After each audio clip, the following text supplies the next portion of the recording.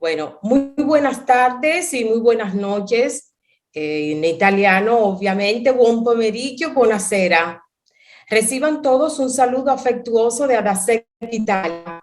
Mi nombre es Ana Félix y desde aquí, desde Milán, estaré con ustedes en esta importante actividad organizada por la Federación Internacional de Asociaciones de Ayuda Social, Ecológica y Cultural, FIADASEC. Y la Fundación Bosque Sagrado de República Dominicana y también de la Fundación Guajira Ambiente. Saludamos a todas las personas que se han conectado para esta importante conferencia que lleva como título Actitud y acciones para promover la sostenibilidad en mi entorno y en el planeta. Así que damos la bienvenida a nuestra distinguida invitada del día de hoy, la doctora Michela Izzo, que nos honra con su presencia y que tendremos la posibilidad de disfrutar de su experiencia en este tema tan importante. Muchísimas gracias. Gracias mil por la invitación. En primer lugar, quiero agradecer a Fundación Bosque Sagrado, a FIADASEC, por haber sido promotora del evento y haber querido involucrar en la organización del mismo Agua y Ambiente. Nuestro camino se han cruzado hace unos cuantos meses. De hecho, hace poco que firmamos un convenio marco de colaboración.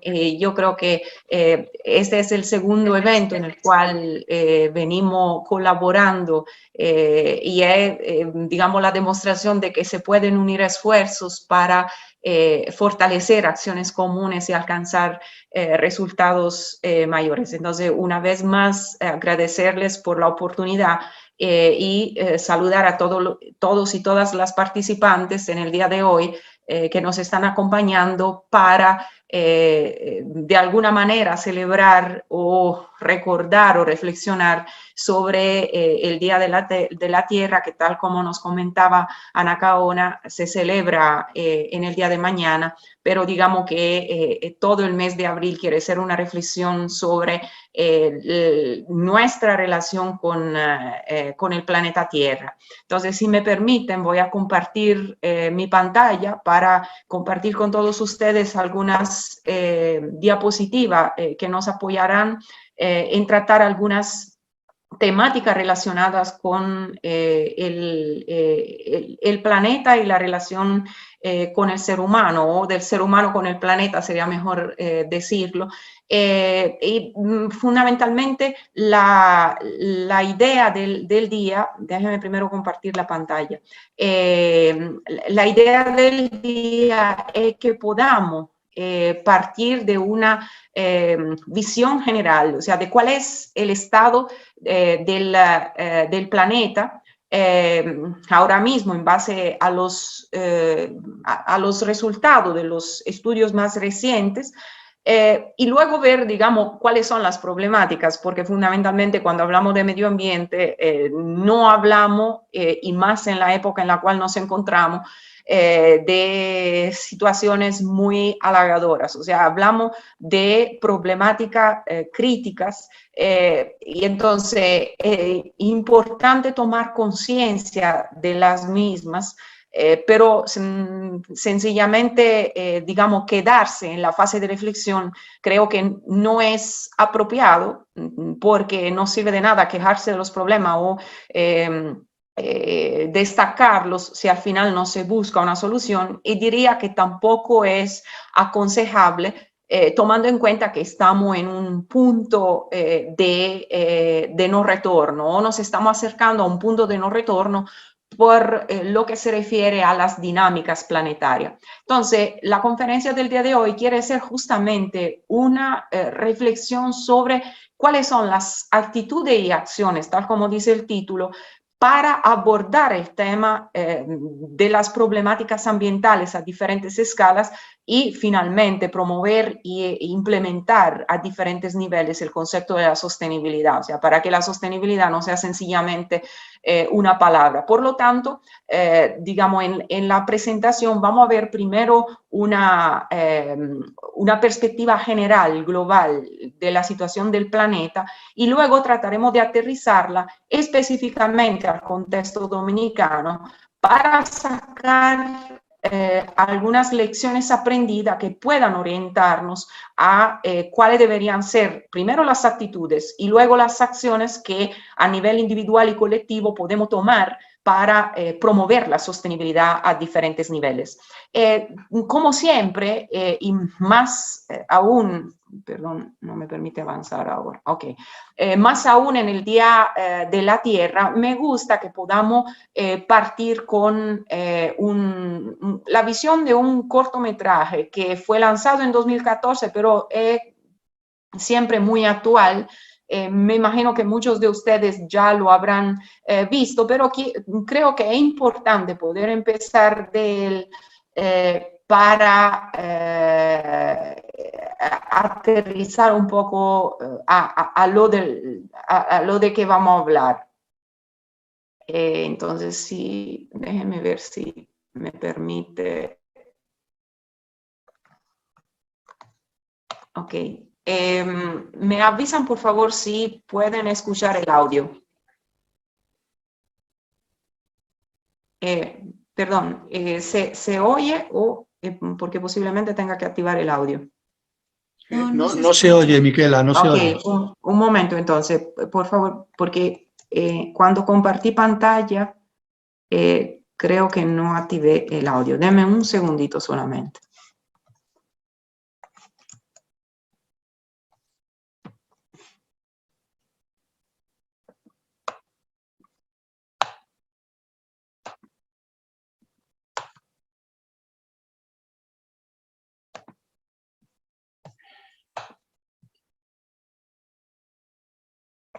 Ok, ahora sí, discúlpenme.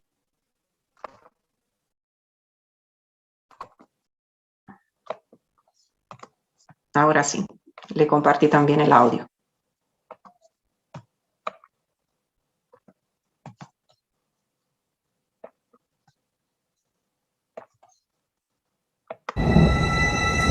Some call me nature.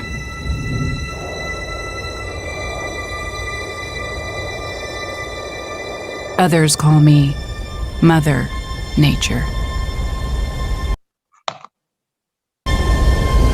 I've been here for over 4.5 billion years. 22,500 times longer than you. I don't really need people, but people need me. Yes, your future depends on me. When I thrive, you thrive. When I falter, you falter. Or worse.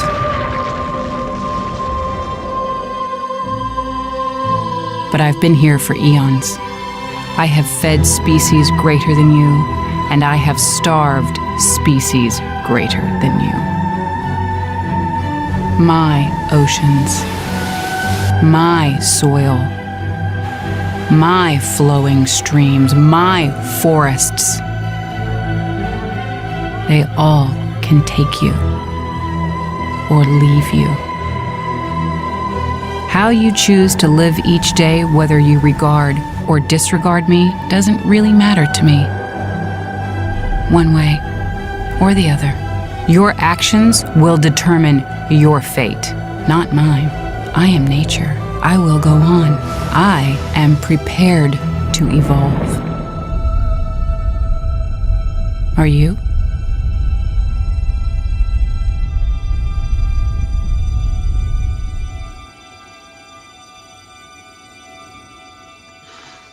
Bueno, el mensaje clave del video creo que se resume en la pregunta que hace el planeta Tierra, donde I am the forest.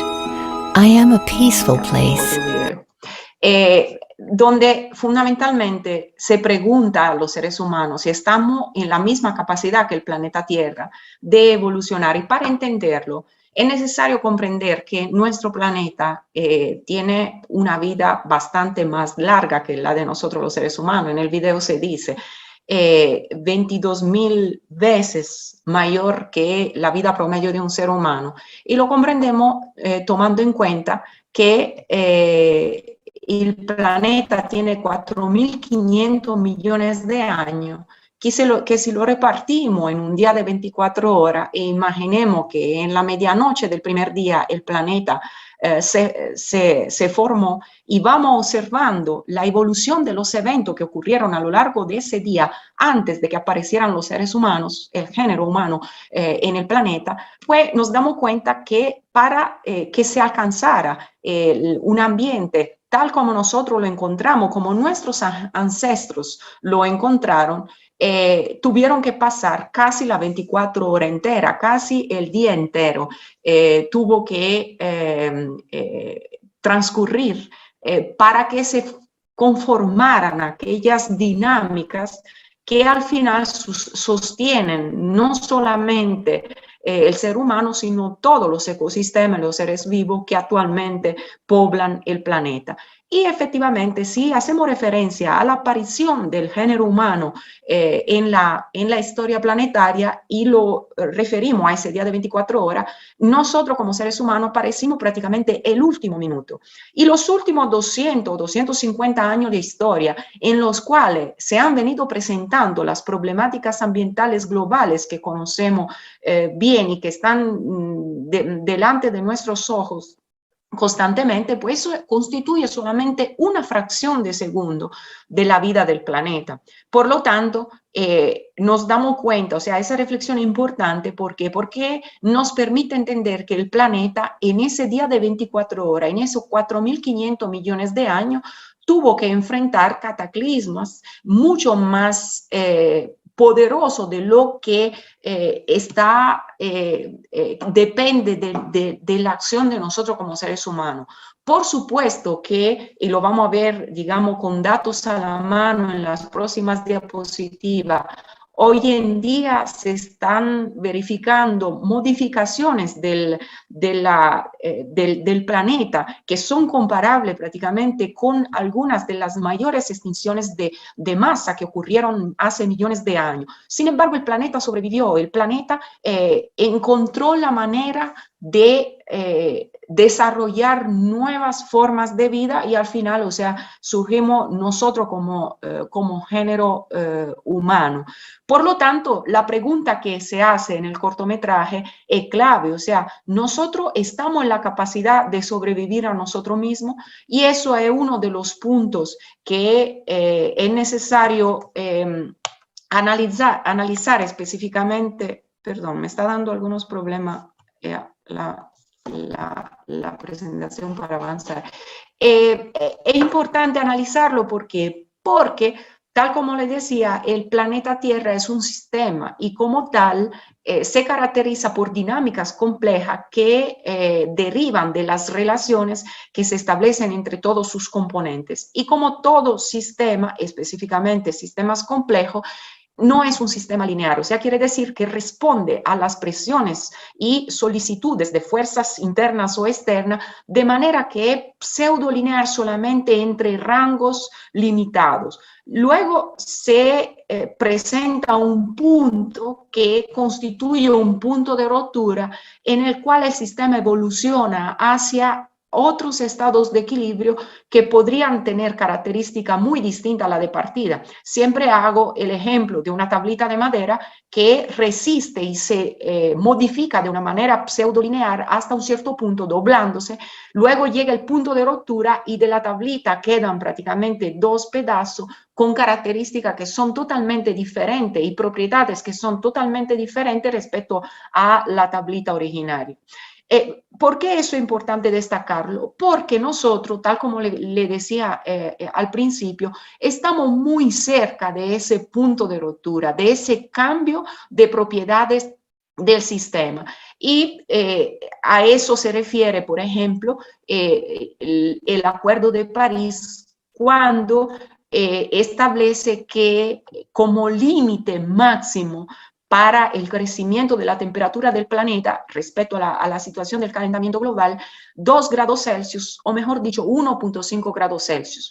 ¿Por qué eso? Porque el incremento, o sea, los modelos climáticos que han venido evolucionando y se han perfeccionado cada vez más, nos dicen claramente con un cierto grado de incertidumbre, por supuesto, como toda materia científica, pero nos dicen claramente que por encima de 1.5 grados Celsius el sistema se desestabiliza. Por lo tanto, si superamos los 1.5 grados de crecimiento de la temperatura del planeta, deberemos acostumbrarnos a un clima o a característica climática totalmente distinta a la que conocemos hoy en día, y eso no significa solamente un clima más cálido, sino un clima donde los extremos se vuelven cada vez más frecuentes. Pueden, por ejemplo, pensar en lo que ocurrió en el verano del año pasado en las regiones templadas y subpolares, con las temperaturas que superaron los 50 grados en algunos momentos del verano.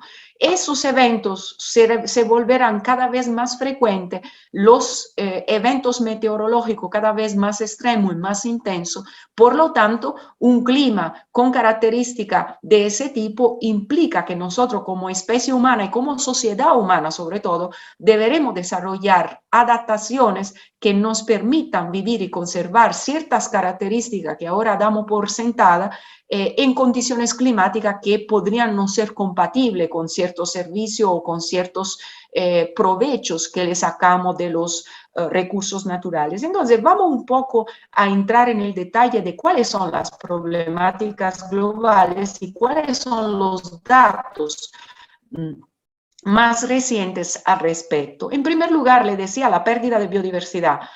Hoy en día estamos experimentando a nivel planetario una pérdida de seres vivos de la biosfera, una reducción de la biosfera que es comparable con la pérdida de biodiversidad que ocurrió en diferentes momentos de la vida del planeta, pero estamos hablando de hace cientos de millones de años. Y, por ejemplo, si hacemos referencia al último informe de las Naciones Unidas sobre el estado de la biodiversidad, 1 millón de especies están en peligro de extinción. Y sobre todo digamos, la conferencia de hoy es sobre el tema de las acciones y actitudes. El tema es que la mayoría de los objetivos mundiales que se habían establecido para el 2020 no se cumplirán. O sea, no solamente no se han cumplido al 2020, pero tampoco se han seguido cumpliendo hasta llegar al día de hoy. Y las acciones humanas han alterado de manera significativa la mayor parte del área, tanto de la tierra como del mar. Y sobre todo los mecanismos actualmente existentes que se están aplicando para proteger, por ejemplo, los océanos, no están funcionando y solamente el 1% está protegido, sin entrar en el mérito, por ejemplo, de la que es la contaminación, sobre todo de los océanos.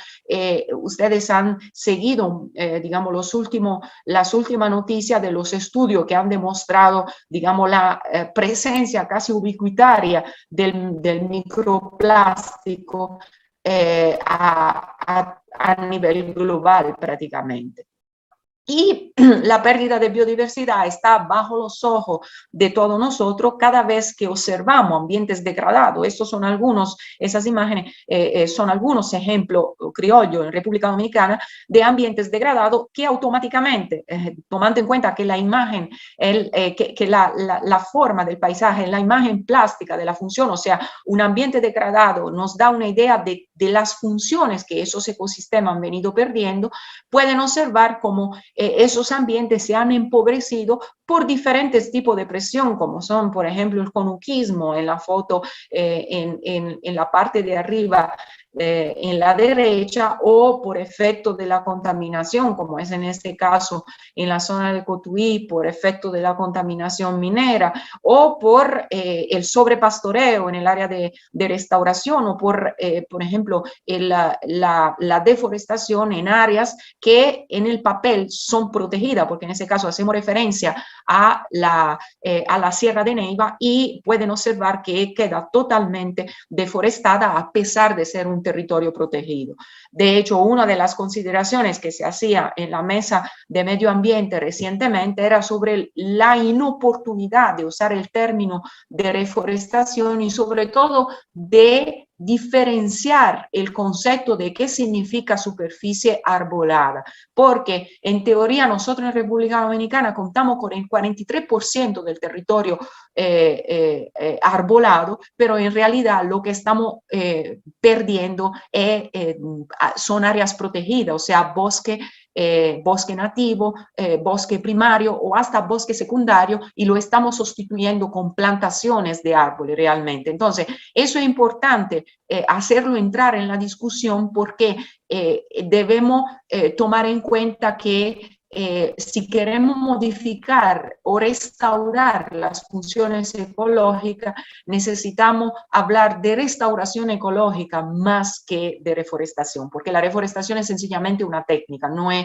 una meta a alcanzar. Otros problemas globales que están relacionados, de los cuales depende la pérdida de biodiversidad, es el tema de la degradación de tierra, que, repito, está directamente asociada a la pérdida de biodiversidad, porque la degradación de tierra, la pérdida de productividad, la pérdida de suelo, determina, es causada por la pérdida de los ecosistemas, y a su vez, a través de un círculo vicioso, contribuye a la pérdida de la biodiversidad que está establecida en los diferentes territorios.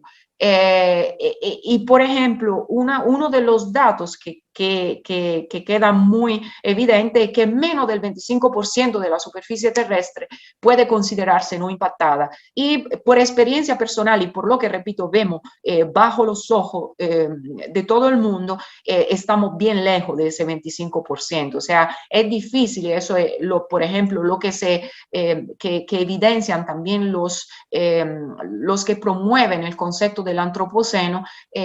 Prácticamente son muy pocos los espacios del planeta donde es difícil encontrar la huella humana.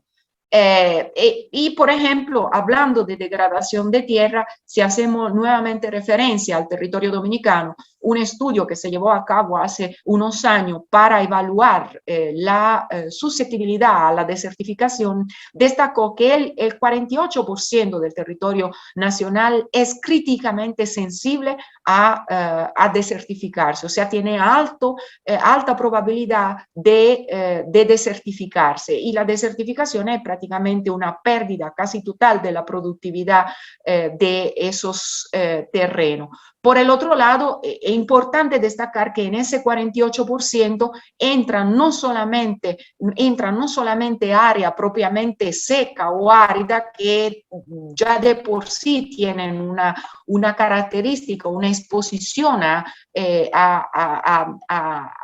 la sequía, por ejemplo, prolongada, que es uno de los elementos que contribuyen a la desertificación, pero hay un porcentaje que es superior al 15% que es de áreas húmedas o semihúmedas. O sea, quiere decir que en ese caso el factor que está impactando para la alta sensibilidad no es tanto climático, cuanto más bien de una gestión inadecuada del territorio. Y esos son otros aspectos de las problemáticas globales, los desechos sólidos, que se han convertido prácticamente no solamente en un aspecto visual que reduce la belleza y el disfrute de los paisajes, sino en un problema de contaminación significativo.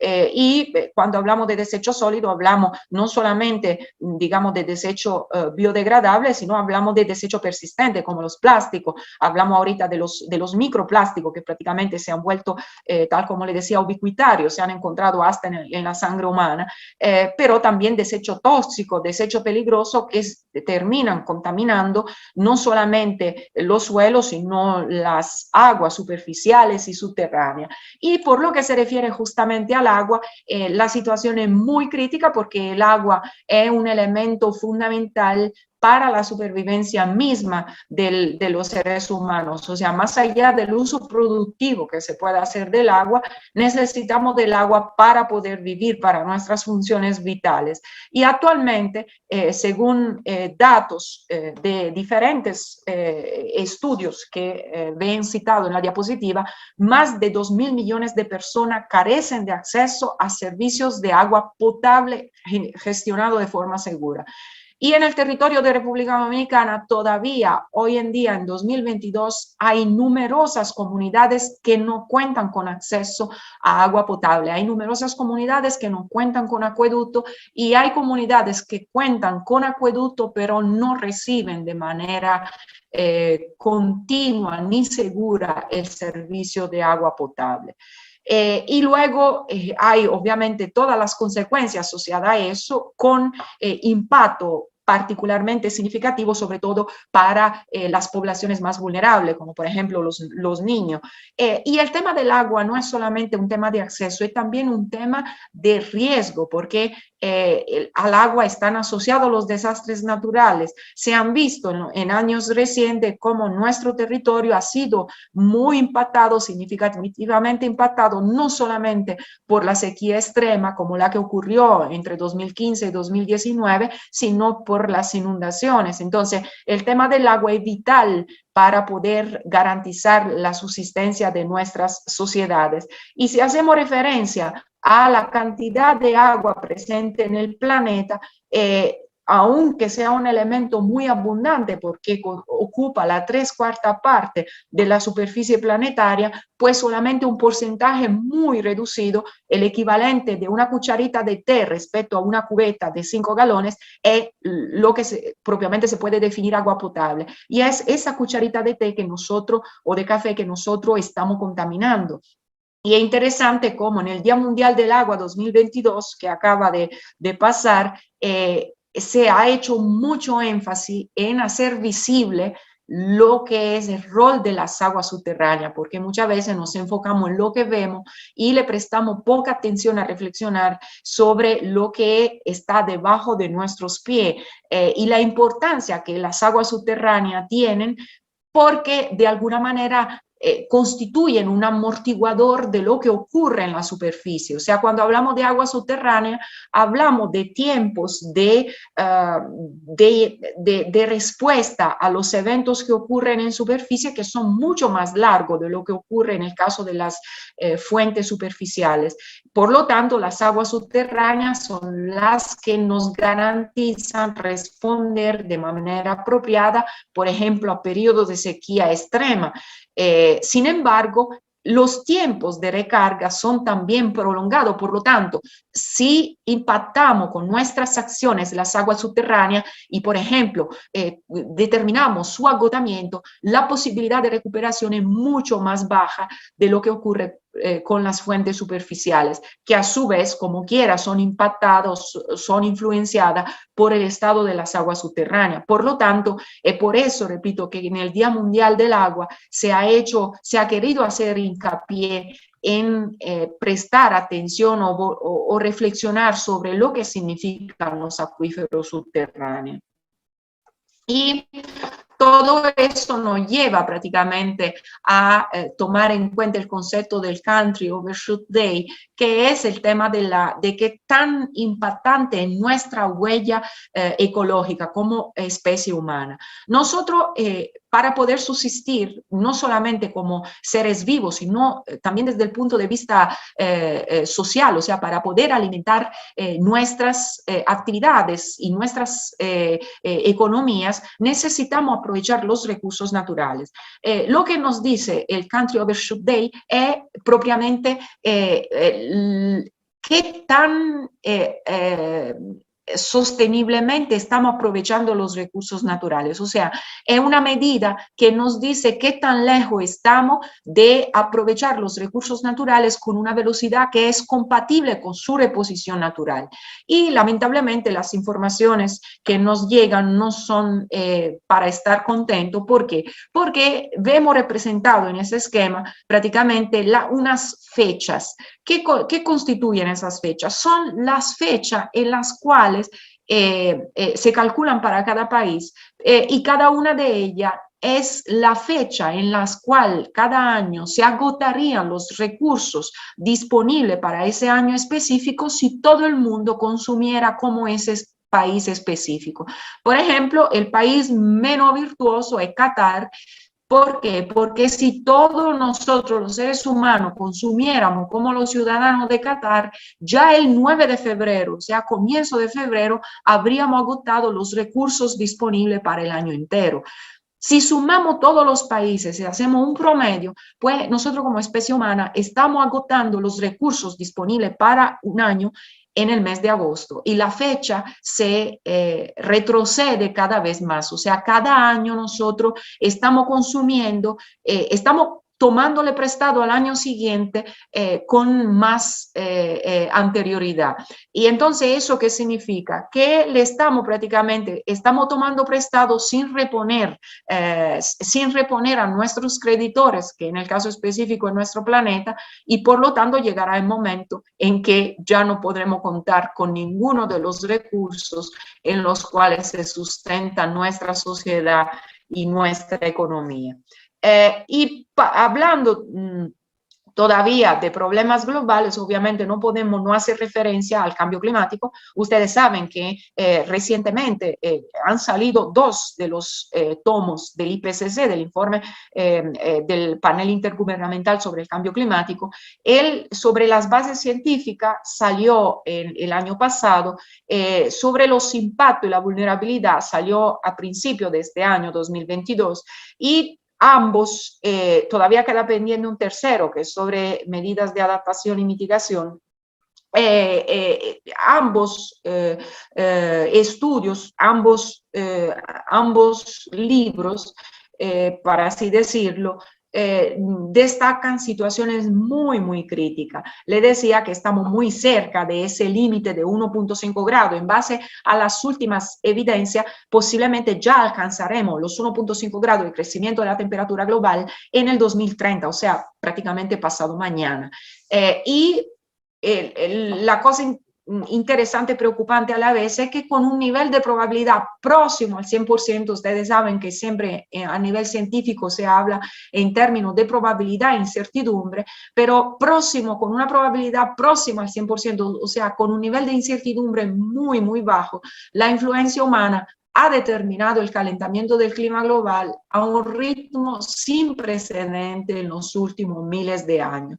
Y esos son los gráficos prácticamente de crecimiento de las temperaturas y pueden observar que estamos muy próximos al umbral de 1.5 grados Celsius. Y obviamente, digamos, eso ha conllevado consecuencias en términos de cambio climático ligado a la retrocesión de las capas de hielo, tanto continentales como polares. ¿Saben eso qué significa también en términos sociales? Por ejemplo, se habla tanto del conflicto hoy en Ucrania, ¿no? Pero próximos conflictos se abrirán por lo que se refiere a la explotación de los terrenos del Ártico, porque hay muchos terrenos del Ártico que se están liberando del hielo y ya las dos potencias, 2 de las potencias mundiales, Rusia y Estados Unidos, han movido sus ejércitos hacia el norte para tomar posesión de esos terrenos que se están liberando y que antes eran inaccesibles por la presencia de hielo. Entonces, se pueden dar cuenta de cómo las implicaciones ambientales tienen implicaciones sociales y económicas enormes, y tomando en cuenta de que nosotros todavía razonamos con esquemas que son de hace 10.000 años y todavía nos gusta hacer la guerra en lugar de sentarnos alrededor de una mesa de discusión, se dan cuenta que esas problemáticas globales lo que nos dejan prever para el futuro, a menos que no se cambie el enfoque, más guerra, más situaciones problemáticas que obviamente, o sea, podrían llevarnos a desaparecer como especie humana. Y esos son, digamos, los escenarios que están disponibles y pueden observar que en función del tipo de política y de gestión del territorio en términos de emisiones, desde la más virtuosa a la menos virtuosa, pueden observar cuáles son las proyecciones en términos tanto de temperatura como de eventos extremos de sequía y inundaciones. Es interesante notar que actualmente, tomando en cuenta los escenarios y tomando en cuenta cómo están actuando económicamente y políticamente todos los países a nivel mundial, el escenario en el cual nos estamos moviendo es el último, o sea, el menos virtuoso. Por lo tanto, lo que tenemos que esperarnos para finales de siglo es un crecimiento promedio de la temperatura global por encima de los 4 grados Celsius. O sea, muy lejos de los niveles que se habían establecido en el Acuerdo de París. Y eso obviamente nos deja reflexionar y voy, digamos, acercándome a la que es, digamos, la parte de las acciones que podemos tomar en cuenta. Digamos, hemos visto la perspectiva global a nivel de territorios nacionales. El punto es tomar en consideración cuáles son las características propias de cada uno de los territorios. ¿Por qué? Porque la respuesta a determinadas exposiciones, que en ese caso prácticamente, digamos, son las diferentes amenazas que pueden derivar de eventos externos, depende mucho de las características que esos territorios tienen en términos de sensibilidad y capacidad adaptativa. Y definitivamente a nivel de territorio, no solamente en República Dominicana, ahora yo me estoy pasando un periodo de algunas semanas con mi familia y estoy en el territorio italiano y obviamente son muchos los elementos de degradación que se observan aquí también y eso en España es lo mismo, o sea que esos, digamos, las estadísticas que acabamos de ver a nivel mundial tienen su fundamento en los territorios, en las situaciones con las cuales nos enfrentamos a escala local. En términos de modificación de tendencias climáticas, también, digamos, el panorama global tiene sus evidencias también a nivel de territorios locales y nacionales. Esos son algunos de los ejemplos, digamos, de República Dominicana, de lo que ha surgido de los estudios climatológicos que se han llevado a cabo en los últimos 10 años, donde se han podido observar modificaciones tanto del patrón de lluvia, o sea, con incremento o reducciones de las precipitaciones en diferentes áreas del territorio nacional, con un impacto en términos de reducción de la disponibilidad de precipitaciones, sobre todo en las regiones fronterizas y de la parte más seca de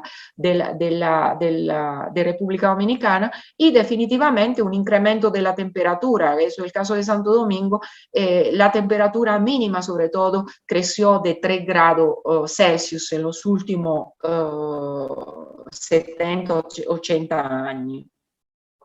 Y en términos de vulnerabilidad, obviamente, por eso le decía, es importante tomar en cuenta las características del territorio, porque a los elementos de exposición se suman elementos de sensibilidad y capacidad adaptativa. Y aquí quiero pasar rápidamente, solamente para que tengan una idea, digamos, de cuáles son las posibilidades de estudio para poder tener mayores herramientas en la toma de decisiones.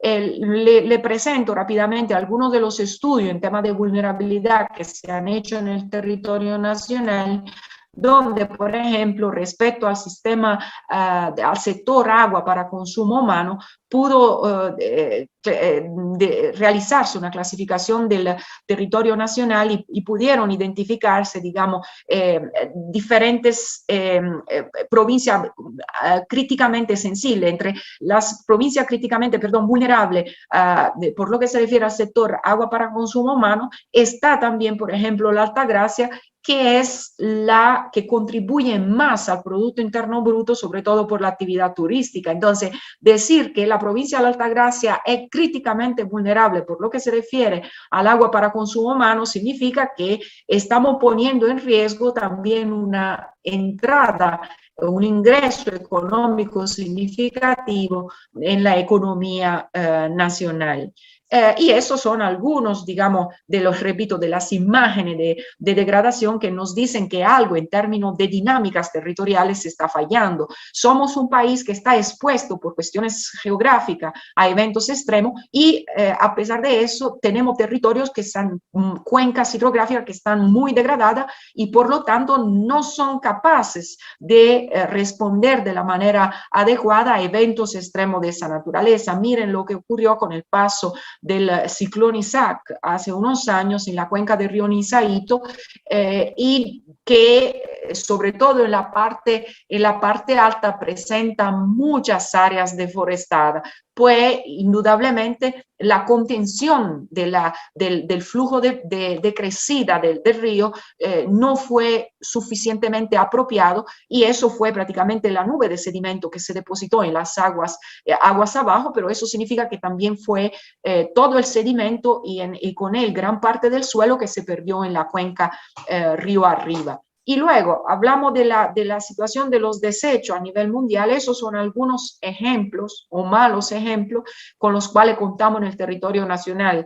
Sin entrar en los detalles, o sea, porque a nivel nacional contamos con más de 360 botaderos de basura registrados en municipales, pero, o sea, también la falta de coherencia en la cual caemos como personas, como grupos humanos. Miren eso el vertedero de Sabana Larga. Hay un letrero puesto por el ayuntamiento que dice no basura y luego hay un camión del ayuntamiento que acaba de depositar desechos en ese basurero que se ha convertido en el vertedero municipal. Entonces, son algunas evidencias que por un lado deberían hacernos llorar y al final nos dejan hacernos casi reír porque parecen un meme. Es la realidad con la cual nos enfrentamos en nuestros territorios. Y eso, bueno, son algunas imágenes de degradación de tierra. La última es Valle Nuevo. Eso es una foto tomada en el territorio protegido. Y eso es el estado en que está ese parque nacional. Por lo tanto, la coherencia, o sea, o lo quitamos del área protegida o indudablemente tenemos que establecer política diferente. Política diferente implica también que las personas y comunidades que viven en esas áreas, en la zona de amortiguamiento, puedan sacarle provecho al área protegida. O sea, tenemos que empezar a desarrollar, hablando de acciones para la sostenibilidad, medios de vida para las poblaciones humanas, porque de lo contrario no hay garantía de que lo que protegemos efectivamente se pueda quedar protegido. O sea, para garantizar la protección de nuestros territorios es necesario que las poblaciones que viven en ellos se vuelvan veedoras de esos recursos y se vuelven veedoras de esos recursos solamente en la medida en que pueden vivir sosteniblemente de ellos. Esas son algunas otras imágenes de degradación de tierra asociada, por ejemplo, a conuquismo en áreas inapropiadas, como es la alta cuenca del río Inaje, en la cuenca del arroyo La Luisa. De eso, perdón, ya hablamos, es una diapositiva duplicada. Un último ejemplo de estudio de vulnerabilidad que recientemente acaba de terminarse a finales del año pasado sobre 6 sistemas agrícolas, productivos agrícolas, que evidenciaron, les cito solamente el caso del banano en el noroeste, que también es una fuente de ingresos significativa no solo para la población de la región, sino también para la economía nacional, pues hay no solamente una exposición significativa, por ejemplo, a la sequía y al déficit pluviométrico, sino también una vulnerabilidad asociada al tipo de manejo que se está dando de la actividad productiva y del nivel, digamos, socioeconómico de los productores y productoras que operan en el área. ¿Por qué eso es importante? Porque esa es un área seca, árida del país, por cuestiones climáticas propias. Ahora, el establecimiento de una actividad productiva de ese tipo implica que se necesite riego para poderla llevar a cabo en términos productivos. Sin embargo, hay que tomar en cuenta cuáles son las fuentes de agua que puedan alimentar el riego y qué tipo de riego tenemos en esas áreas. Pues en el noroeste sabemos que aparte de la producción bananera, tenemos la producción arrocera y la mayor parte de los sistemas de riego que se están implementando en el área son por inundación. Entonces, hay varios factores que están trabajando de manera negativa y que están incrementando la vulnerabilidad del sector productivo. Del sector productivo, porque por un lado tenemos una mayor exposición a fenómenos de sequía cada vez más prolongado y extremo por efecto del cambio climático, y por el otro lado tenemos una dependencia de recursos hídricos que se están manejando de la manera inoportuna. Entonces ya ahí vemos el elemento débil y por lo tanto se abre el espacio para identificar cuáles son las acciones que podemos llevar a cabo para enfrentar la situación de manera distinta. Y vamos entonces a la parte conclusiva para dejar espacio después a las preguntas que puedan surgir. O sea, ¿qué es el desarrollo? Y entonces, ¿qué podemos hacer para la sostenibilidad? Desarrollo, si lo tomamos en cuenta desde la definición que nos da la Academia de la Lengua Española, tiene en sí la idea de aumentar, reforzar, progresar, crecer. Por lo tanto, cuando hablamos de desarrollo referido a nosotros como persona o a la sociedad humana en su conjunto, hacemos referencia al conjunto de acciones que de alguna manera nos permiten vivir mejor. Entonces, el tema del desarrollo es fundamental y abordar la idea del desarrollo, razonar sobre qué significa desarrollo, sobre qué significa bienestar humano, es fundamental para poder hablar de sostenibilidad. ¿Por qué? Porque de la manera en que nosotros hablemos de lo que es nuestro bienestar, va a depender la manera con la cual vamos a aprovechar los recursos naturales que al final contribuyen a definir el bienestar o contribuyen a darnos bienestar. Y por lo tanto, digamos, cuando hablamos de sostenibilidad, hay que hacer referencia a la definición que se dio a finales de los años 80, cuando se empezó a darse, digamos, a tomar conciencia de las problemáticas ambientales, y que prácticamente los seres humanos, la comunidad humana, se dio cuenta de que estábamos aprovechando los recursos naturales de una forma que no podía continuar o ser continuada en el tiempo. Entonces, se nombró una comisión de Naciones Unidas que se conoció como Comisión Brundtland por la persona que la encabezaba, que al final publicó un informe, Nuestro Futuro Común, donde se estableció, se definió el desarrollo sustentable como el desarrollo que satisface las necesidades de la generación presente sin comprometer la capacidad de las generaciones futuras para satisfacer sus propias necesidades. Ahora, sin entrar en la discusión filosófica o sobre, digamos, la aplicabilidad de esa definición, pero hay que tomar el aspecto fundamental, o sea que cuando hablamos de sostenible, tiene que ser algo que en el tiempo no se agote y que por lo tanto permita ser, digamos, apoyar un determinado aprovechamiento a lo largo del tiempo, o sea, no acabándose. No voy tampoco a dedicar tiempo a la definición, a la diferencia entre sostenible y sustentable, solamente decirle que al estado actual, digamos, aunque hablemos de desarrollo sostenible, lo que es factible en sí es sustentable, o sea, tenemos que pensar en un proceso o sistema regulado que permita recuperar ciertas funcionalidades ambientales. Y a partir de eso, después hubo la famosa Declaración de Río sobre Ambiente y Desarrollo, en la presentación que luego con mucho gusto le voy a compartir, quise reportar todos los principios de la Declaración de Río. Quiero solamente destacar algunos y que permiten ver cómo al final la sostenibilidad está altamente vinculada a decisiones sociales y políticas. ¿Por qué? Porque prácticamente entran en juego las relaciones entre países, o sea, las naciones deberán desarrollar leyes internacionales para proporcionar compensación de daños.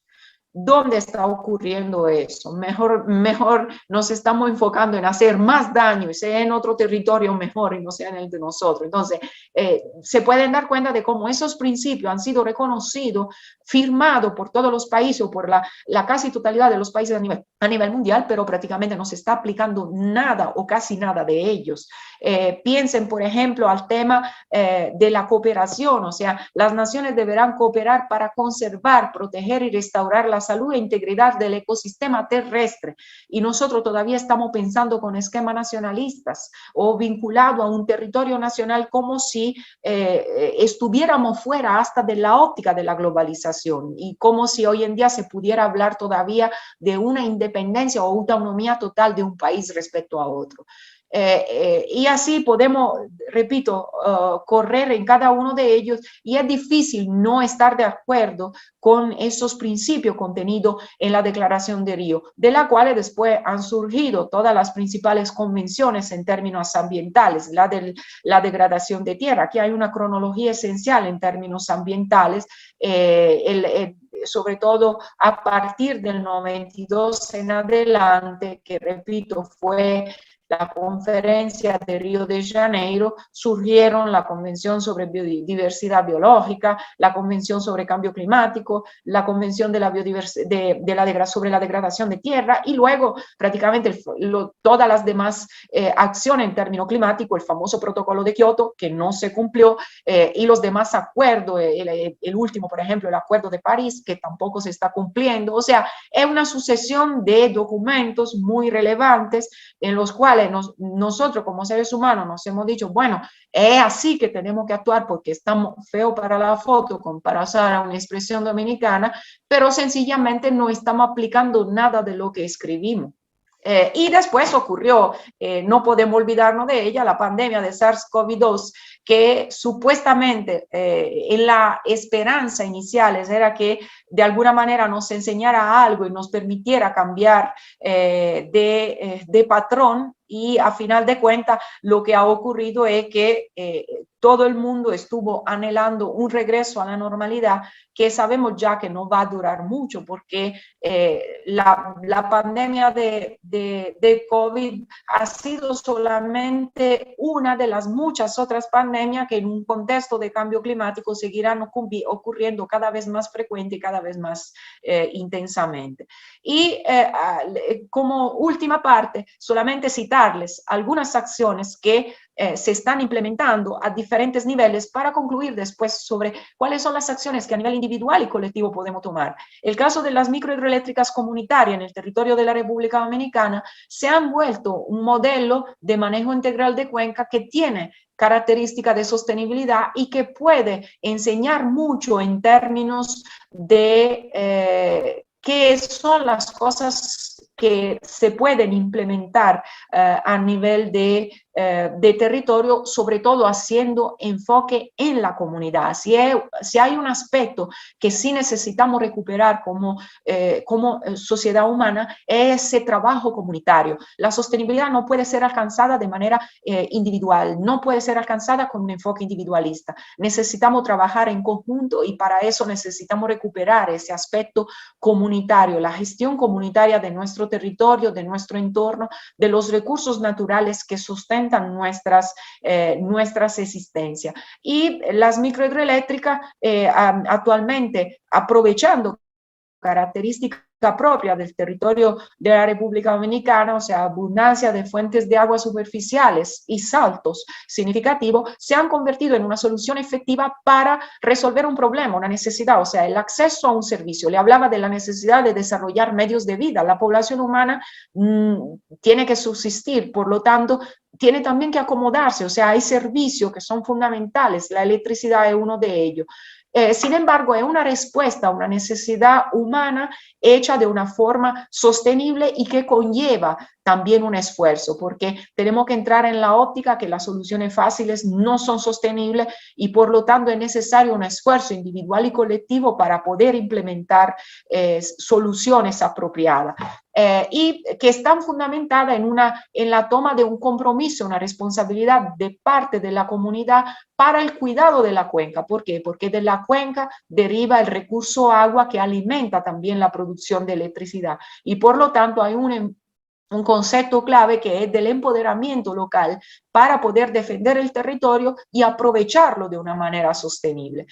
Y por lo tanto, digamos, ese modelo se ha convertido ha sido replicado y escalado no solo en el territorio nacional, sino, por ejemplo, también en la vecina Haití, y se ha destado la atención de muchos países también de América Latina. De hecho, se han establecido, República Dominicana ha sido llamada a presentar la experiencia en temas de microhidroeléctrica también en países como México, Venezuela, El Salvador, o sea que el modelo es replicable y escalable. Y actualmente hay más de 60 microhidroeléctricas que están funcionando, que están dando electricidad a más de 5.000 hogares en el territorio nacional de una forma sostenible. Y eso ha conllevado también la protección o conservación de 70 kilómetros cuadrados de tierra en las cuencas que están aprovechadas y obviamente también el fortalecimiento de las capacidades locales y obviamente beneficios significativos también para la economía dominicana, una reducción de la migración, porque en esas comunidades hubo un fenómeno migratorio inverso, o sea, que la gente ha vuelto a sus tierras, pudiendo gozar de beneficios significativos y una oportunidad para la juventud también. Entonces, los puntos clave del modelo se fundamentan, repito, en el desarrollo, responder a necesidades humanas. Eso es lo prioritario, porque nadie que tenga necesidades o que no pueda satisfacer sus necesidades básicas se va a enfocar en la protección ambiental.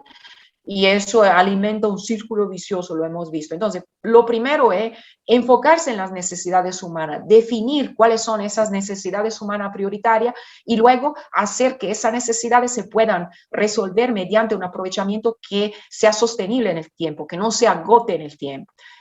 Y obviamente los desafíos asociados a eso respectivamente, esos son desafíos propios, digamos, del modelo microhidroeléctrico, pero el tema del desarrollo de una visión integral de territorio es aplicable a todos los ámbitos. El fortalecimiento de las alianzas público-privada-comunidad. Hay mucho debatir sobre el tema de las alianzas público-privadas, son oportunas, inoportunas, son un instrumento y como todo instrumento puede aplicarse de una manera apropiada o inapropiada dependiendo de cuáles son las intenciones políticas y sociales que hay detrás de ella. Por lo tanto, o sea, no es demonizando el instrumento que resolvemos el problema, es viendo el instrumento, aplicándolo de la manera oportuna y hay la posibilidad de aprovechar esas alianzas público-privada, comunidad, sobre todo cuando hay un involucramiento de la comunidad que sí permiten actuar de una manera efectiva y sostenible. Y obviamente en términos, digamos, de eso de la sinergia entre todos los actores que operan en el territorio es la clave, pero repito, el enfoque tiene que estar en la comunidad, hay que retomar, dar nuevamente fuerza a las comunidades locales porque solamente las comunidades pueden defender sus territorios y obviamente todos los demás actores tienen que fortalecer esas comunidades para que las políticas ambientales puedan ser efectivas y sostenibles y que entonces se pueda, hablábamos de bienestar humano, se pueda ampliar esa esfera de bienestar humano mediante el progresivo acercamiento entre el aspecto social, el aspecto económico y el aspecto ambiental, saliendo de la esquizofrenia que muchas veces tenemos cuando hablamos de economía por un lado y de ambiente por el otro. Y obviamente, entonces la sostenibilidad pasa por lo colectivo, pero pasa por cada uno de nosotros. O sea, cada uno de nosotros está involucrado en la búsqueda de la sostenibilidad y por lo tanto, o sea, tenemos que entender, entrar asumir que tenemos que tomar parte en el proceso sin mirar lo que hacen los demás alrededor de nosotros. O sea, asumir que cuando hay que hacer algo, no tenemos que esperar que nos digan que es justo hacerlo de una cierta manera para hacerlo, sino tomar el compromiso y la responsabilidad de actuar en ese sentido, tomar algo de la formación Scout que nos induce, digamos, al servicio y ponernos a disposición para que las cosas vayan bien. O sea, no, si no miramos en los alrededores y vemos que esperamos a que el otro haga para que nosotros asumamos nuestra responsabilidad, probablemente las cosas nunca cambiarán. Entonces, en términos, digamos, por ejemplo, del recurso agua, que es uno de los aspectos clave, hemos dicho, en términos ambientales, actualmente está en discusión un pacto por el agua. Pero sencillamente la discusión no está sustentada en datos contundentes porque estamos planificando en el territorio dominicano lo que va a ser, digamos, el aprovechamiento de los recursos para los próximos 10 años, por lo menos, y estamos haciendo esos planteamientos a partir de un plan hidrológico que tiene más de 12 años.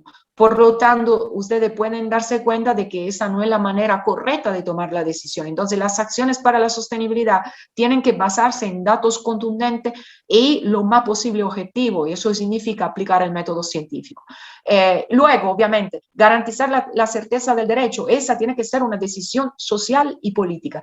Y digo social sobre todo, antes que política, porque cada uno de nosotros tiene que entender que las reglas tienen que ser respetadas, sobre todo cuando nos duele a nivel personal, cuando no buscamos atajo a la hora de tomar decisiones o de resolver situaciones personales, ahí estamos contribuyendo a la certeza del derecho. Y luego, obviamente, a nivel institucional, garantizar la aplicación de las leyes. Eso tiene que ser una relación de doble vía.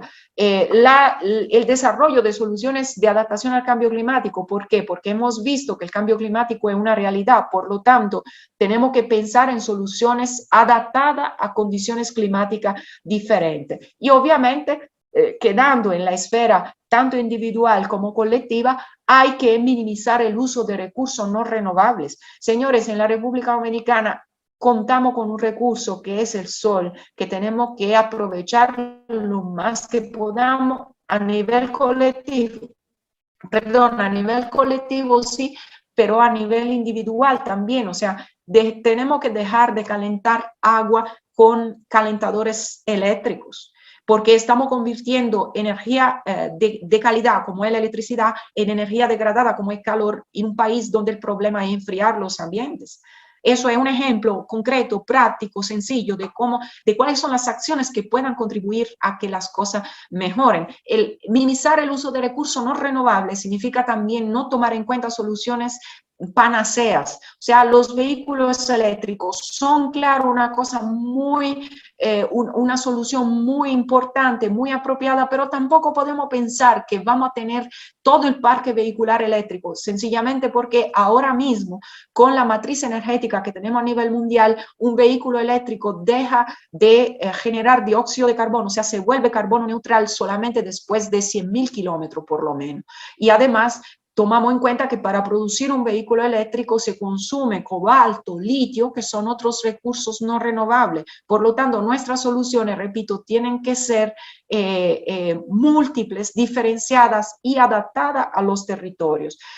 Prevenir la erosión de los recursos renovables, usar todos los recursos con la máxima eficiencia, reducir también el crecimiento exponencial de la población, y eso no significa, o sea, que tenemos que empezar a matar gente. Cada vez que se habla del tema del crecimiento poblacional, hay personas o grupos que malinterpretan lo que se está diciendo, pero sencillamente tenemos que tomar en cuenta que a nivel planetario todavía la población mundial está creciendo y va a seguir creciendo hasta superar los más de 9.000 millones de personas. Por lo tanto, aparte tomar en cuenta que necesitamos buscar medios y modelos de aprovechamiento de los recursos naturales que permitan a esas 9.000 millones de personas vivir de una manera decente, porque actualmente no es así, tenemos también que empezar a educar a la gente para que se reduzca la tasa de crecimiento poblacional.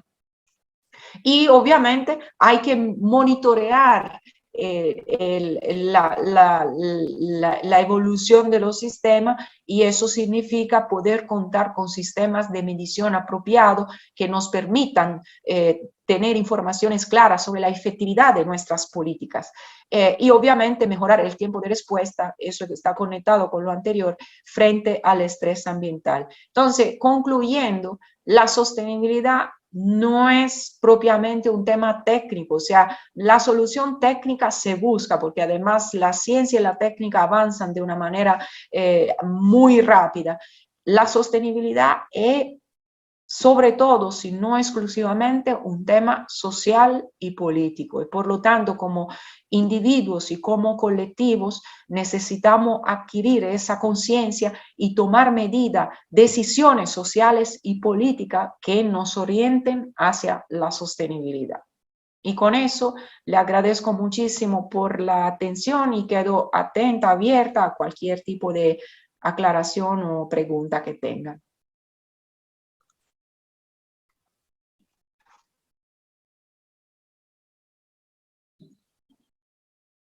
Si tenemos alguna pregunta.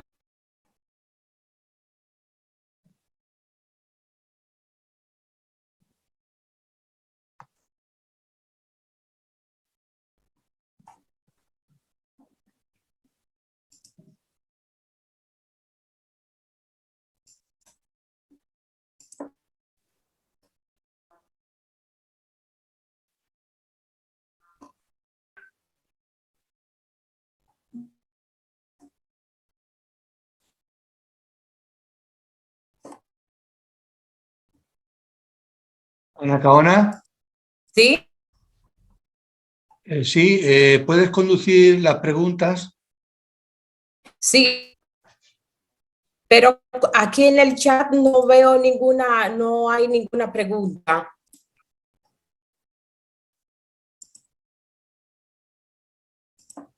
Bueno, Porque puedes no. preguntar por si alguien quiere formular alguna pregunta en vivo, directamente a Miquela. Sí.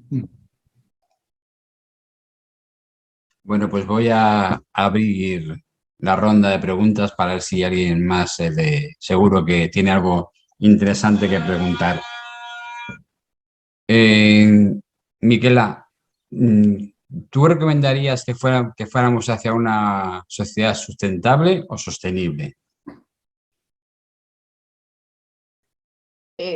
Tal como le mencionaba en mi presentación, ahora mismo no hay las condiciones para que seamos una sociedad sostenible, porque la característica de una sociedad sostenible, de un sistema, o cuando hablamos de un ambiente sostenible, es un sistema que tiene todas las características para poder mantener sus funciones en el tiempo de manera autónoma. Ahora mismo, por el estado de degradación en los cuales versan los sistemas naturales, necesitan de política específica que nosotros como seres humanos tomemos para que puedan ser sustentables, o sea, para que haya un proceso de recuperación de esas funciones que hemos venido degradando en el tiempo. Entonces, eso es el elemento siempre, para entenderlo, siempre hago referencia a un ejemplo que hay que decir que es bastante sexista que nos hizo cuando éramos estudiantes un profesor en la universidad, pero es muy explicativo. Y decía, la diferencia entre sostenible y sustentable es lo mismo que pasa al seno de una mujer de 20 años y al seno de una mujer de 50. El seno de la mujer de 20 años se mantiene solo, sin problema. El de una mujer de 50 años probablemente necesita un apoyo adicional para poder mantenerse y verse como el de una mujer de 20.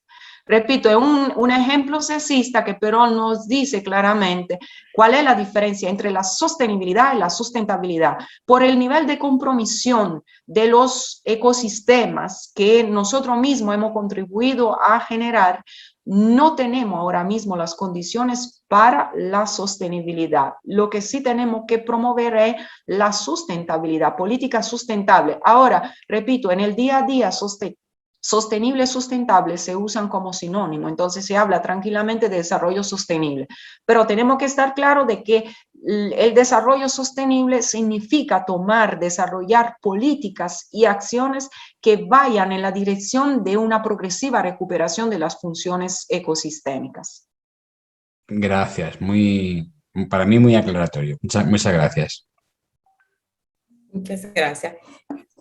¿Hay alguna otra pregunta para la doctora Izzo? Sí. Buenas tardes, Miquela, de nuevo. Gracias por esa brillante y amplia y científica conferencia que, bueno, nosotros vamos a intentar comprender aún más cuando tengamos la exposición para entender con mayor profundidad todos los elementos que nos has compartido en esta conferencia. Tú sabes que nosotros, como federación, como institución, secundamos la Agenda 2030. Me gustaría saber, a nivel planetario, digamos, a nivel de promedio mundial, cómo está el grado de cumplimiento de la humanidad con respecto a esa propuesta de Naciones Unidas en ese tiempo que nos falta. ¿Cuál es tu opinión al respecto de esa visión de la Agenda 2030? Sí, Juan, eso es una pregunta muy interesante que va en la línea, digamos, de la efectividad de los instrumentos que estamos desarrollando como sociedad humana. La Agenda 2030 para el 2030 no se va a cumplir.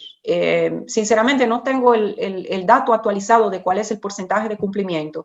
Hay que decir que de los 17 ODS no están todos al mismo nivel. O sea, hay ODS que van bastante rápido respecto a los indicadores que establecimos. Por ejemplo, el número 1 sobre acabar con la pobreza y el hambre está bastante avanzado, aunque hay que ver ahora los retrocesos producidos por la pandemia y las guerras que siguen ocurriendo a nivel mundial, pero hay otros donde no solamente, digamos, estamos lejos de cumplir la meta, sino que no contamos ni siquiera con los indicadores, o mejor dicho, con los sistemas de medición de los indicadores que se han establecido. Y eso, por ejemplo, ha sido evidente en uno de los últimos informes que se ha hecho en República Dominicana, donde se ha visto en qué estamos, porque cada país hace una evaluación, digamos, de qué tan ha avanzado en la contribución a cada uno de los ODS, ¿no?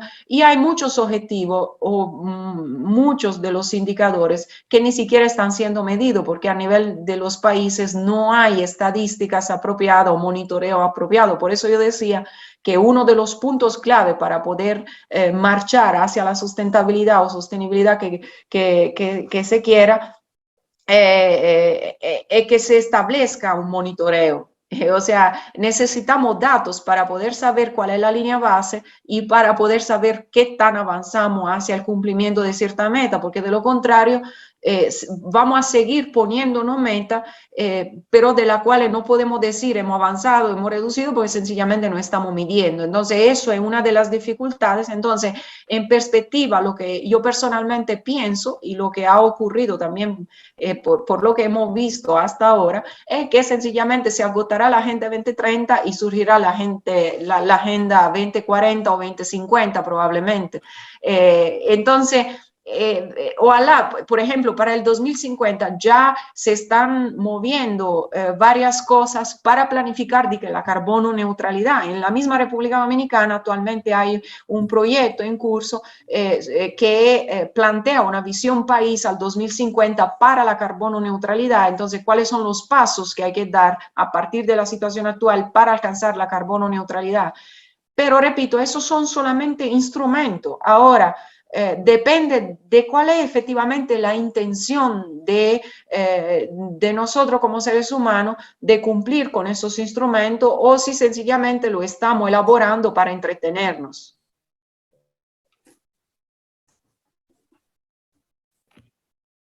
Doctora Itzo, me gustaría hacerle una pequeña pregunta en el sentido, ¿qué aspecto recomiéndale usted como básicos para desde el hogar nosotros podamos impactar positivamente en el ambiente? Que nos podamos sentir como que estamos haciendo algo y estamos aportando algo a la problemática del deterioro general del ambiente. Yo creo que el primer paso es asumir, en primer lugar, la conciencia de que el deterioro ambiental no se está produciendo por el uso militar de la tecnología en su mayoría, sino por el uso pacífico que cada uno de nosotros hace de ella todos los días. ¿Qué quiere decir eso?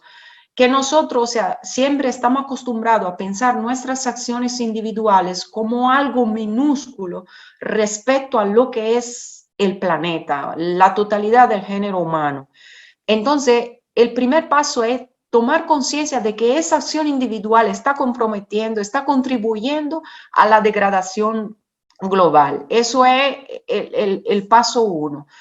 Una vez que estemos conscientes de eso, el segundo paso es hacer un análisis de cuál es nuestra huella ecológica. El tema de la huella ecológica es un instrumento, el instrumento de la huella ecológica es muy interesante y lo he notado, o sea, y es significativo porque, repito, lo aplico muchas veces en las clases, en la maestría que imparto, y me he dado cuenta que cuando los estudiantes inician a reflexionar sobre su huella ecológica, aterrizan un poco de cuál es el impacto individual. O sea, y eso lo puede hacer cada uno de nosotros, porque en la red hay muchísimos instrumentos que se pueden usar en línea, y poniendo sencillamente los consumos, hay la posibilidad de ver cuáles son las esferas de tu día a día que impactan más sobre el medio ambiente. Entonces, una vez que tengamos esa línea base,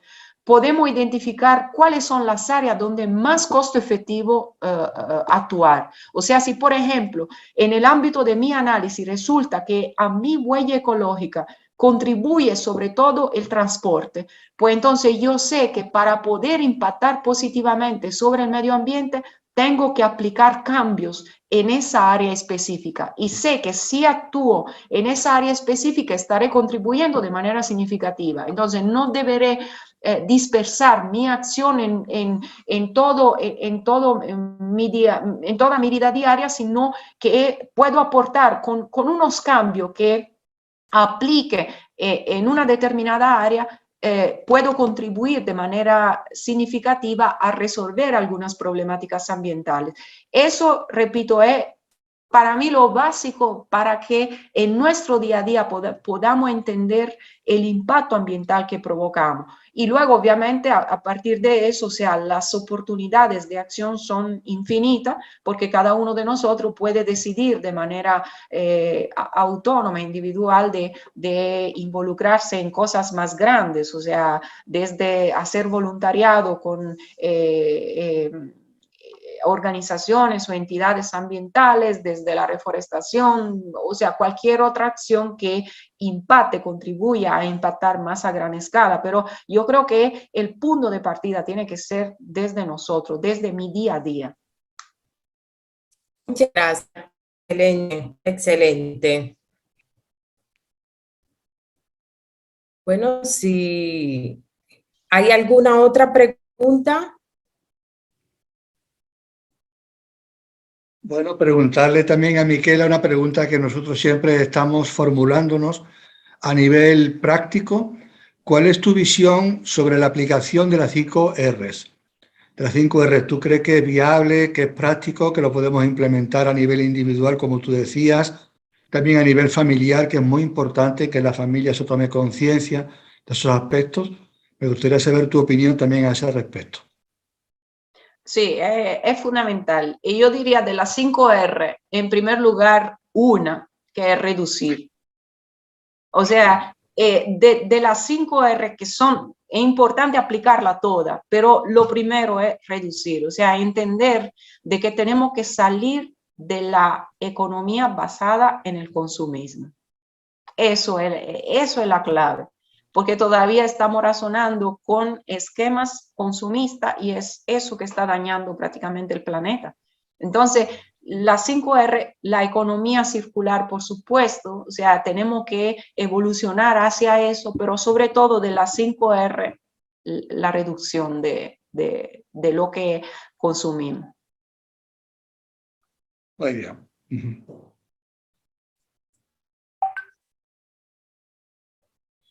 Bueno, pues darle nuevamente la gracias a la doctora Itzon, y gracias a todos los participantes y muy en especial a la Fundación Bosque Sagrado, a FIADASEC y también a la Fundación Guajira Ambiente por esta oportunidad que nos ha dado escuchando esta conferencia que de verdad nosotros somos los primeros que estamos en primera línea en defensa del ambiente. Gracias de verdad, doctora Itzon. Muchísimas gracias nuevamente a FIADASEC, Fundación Bosque Sagrado, por la oportunidad y a todos y todas ustedes por la participación. Y gracias también a Juan porque está siempre detrás de toda la organización. Gracias, Juan. Quisiera pedirles, por favor, que podamos activar ahora las cámaras, las personas que puedan, unos instantes para tomar conciencia en nuestras memorias de esta actividad y tomar una foto grupal de todos los participantes, todos los presentes. A ver, unos instantes que podamos mostrar las cámaras. Saludar con mucha cordialidad a nuestra ilustre conferenciante del día de hoy, que nos ha brindado con esa maravillosa conferencia. A ver, sigamos, por favor, abriendo las cámaras un poquito más. Ok. Vamos a ir tomando imágenes. Vamos a la siguiente página. También, por favor. Ahí liberando las cámaras.